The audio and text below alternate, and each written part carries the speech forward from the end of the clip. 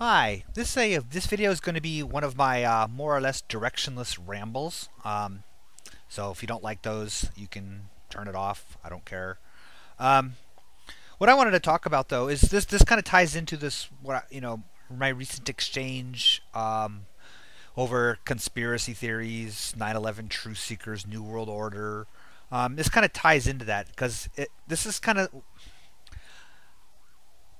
I think that there is a trick or a tactic that those people in those movements are using. And maybe it's no secret to anybody but me, so maybe you'll say, well, duh. Um, but anyways, I was looking at it, and because what it reminded me of, now this is something that's kind of important. As a propaganda technique, I think that one really valuable and not always pointed out recognizable tool that the propagandist uses is to plant little tiny kernels of truth. Um, Not just stating little kernels of truth. Now that's a common one too. You know, you're going to put out a video about the New World Order.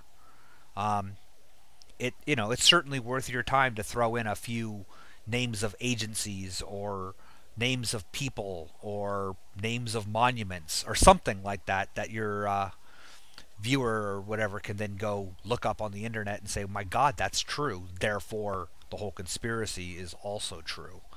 That's commonplace. I mean that's a known thing. Creationists use it. Lots of people use it. Putting little bits of truth into it. But what they this is a subtler method of that, or maybe a little bit more insidious method. And this is where you put little bits of truths, but you don't point out those truths. You don't show those proofs, those truths. You speculate about their existence while knowing full well that they exist. I hope this makes sense. And then let your viewer go, "Oh, that's curious. I think I'll go look that up myself." And then they go and research it and say, "Oh my God, look, I've discovered this. I connected some dots on my own." Therefore, even further strengthening the conspiracy argument. And I want to share an anecdote that I think kind of illustrates this. Years ago, many years ago, when I was a mere embryo, um, well, a teenager, young teenager, um, we used to get these magazines, Jack Trick, Chick, not Jack Chick tracks, the really funny ones that Moriyaku loves to make fun of, which I think is hilarious. Um, but he put out a series of comic books called Crusader comics. And I'd give almost anything to have a set of those today because they were really funny. I'd give them to Moriyaku just so he could play with those as well. But we had this one, and we had the comic, and then we had the it was part of the Nazarene thing, okay, and the guy the presenter wasn't really the pastor. He was one of the youth pastors. Was sort of using it as a basis to talk about witchcraft and demonic Satan worship that was supposedly epidemic at that point in time in history. Of course, we know that it never really was.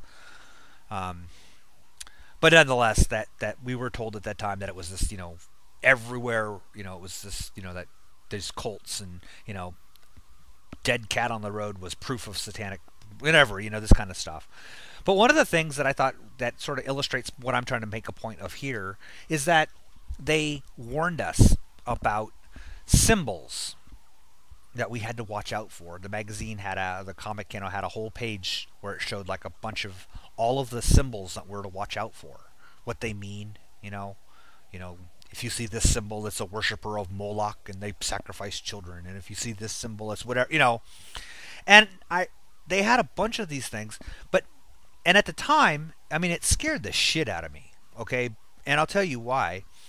Because once my mind was opened to these symbols, I started finding them everywhere, okay? I mean, I'd go walk by a jewelry store and I'd see in the window, several of these, whatever they happen to be. Now I know that they're popular 70s, 80s, necklace gold things that men wore. It was a fad for men to wear. Remember the gold necklaces with the whatever little charm thing on it? Lots of different ones. Um, and I'm not talking about pentagrams or something that blatantly obvious. I'm talking about more, a gold coin or a horn or something like that, something really innocuous. Um, and we were told that when you see these, you know that the wearer is a witch, and that's how they communicate with each other. That's how they recognize each other. And of course, go to school. Oh my God, my gym teacher's a witch. Oh my God, everywhere you look, there's people, and you realize that, my God, I discovered on my own that I'm surrounded by Satan worshippers. Hell, about a third of the people I seem to know are Satan worshippers because they have, a bracelet with this on it, or they have a necklace with this on it, or they have a pin, or they have, that nice old lady's got a pin on it that's got, a triangle or got some symbol woven into the design that's one of these satanic symbols that we were told to watch out for. And and you realize how really quite brilliant that propaganda tool is, because by doing this, if they tell you, here's a bunch of evidence, right, and point it out to you, yeah, that can be like, wow, that may or may not be true. But it sort of begs the question that you might want to investigate it yourself. If, however, they just give you a, if this is true, you might want to keep your eyes out for this stuff. We don't know if it's true or not, but hey, if you, just look out for these signs, and then you independently go out and find those signs, you've just confirmed. It's really quite subtle. And I think that this is what these conspiracy people's, current, the 9/11 truthers and other people, not to mention any names, are what it's what they're either falling for or what they're doing, where they're putting out these things. Yeah, I can make up a complete conspiracy out of. I mentioned in a couple of comments, I'm sure they were missed, Foucault's Pendulum, Umberto Eco. It's incredible. The book has got to be one of the most amazing books I've ever read. But it's about a guy who starts inventing a conspiracy theory with friends about the Illuminati and the New World Order. But they're actually literally inventing it as a sort of as a parody of this. So they're making connections, and they're like, okay, we have this priest, in 1592. How would he get to England? And then they're like, well, okay. And then they start inventing these connections to like explain, here's this symbol in this church, and here's this, that, anyway. And that's exactly what these conspiracy, these things, what they rely on is they rely on giving these, these really, really intangible clues. And I think the more they can provide the clues without actually connecting the dots and letting the viewer connect the dots themselves, the more robust the conspiracy is, the more convinced the person who has become convinced of it is. They're even less likely to be convinced otherwise, because it's not just taking the word of somebody else. They themselves have done the research, not recognizing that they were set up.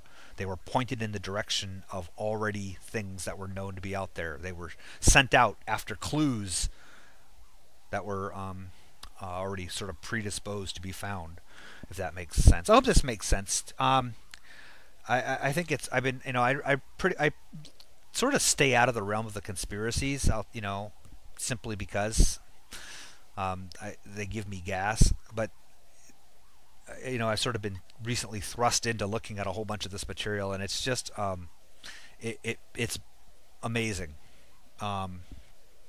the extent that some people will go to, I don't know, add another layer of something, like was it Tim Minchin? As if our world is not amazing and fantastic enough, you have to add another layer of complexity to it to make it worth living in. I'm not sure what that implies. So, all right, sorry. I'll talk to you later.